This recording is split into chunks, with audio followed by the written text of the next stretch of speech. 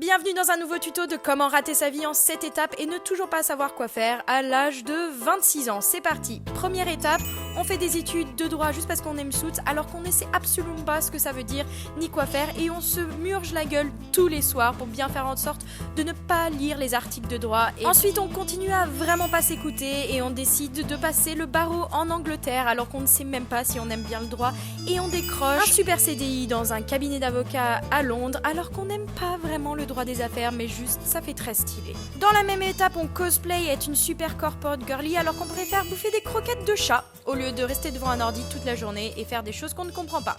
Ensuite, bien évidemment, on fait le fameux BO, le burn-out, parce qu'il manque plus que ça. Et on gâche sa santé mentale et physique pour un travail qui n'en vaut pas la peine, mais on réussit quand même à devenir avocate. Slay. Bref, cinquième étape, on part à l'autre bout du monde pour que le patron ne puisse plus jamais nous recontacter. Et surtout, on coupe contact avec toute personne. Et on essaye tous les trucs possibles et imaginables pour essayer de trouver ce qu'on aime faire dans la vie. Il ne faut surtout pas oublier d'essayer de voler pour voir si nos problèmes sont mieux en l'air. Bref.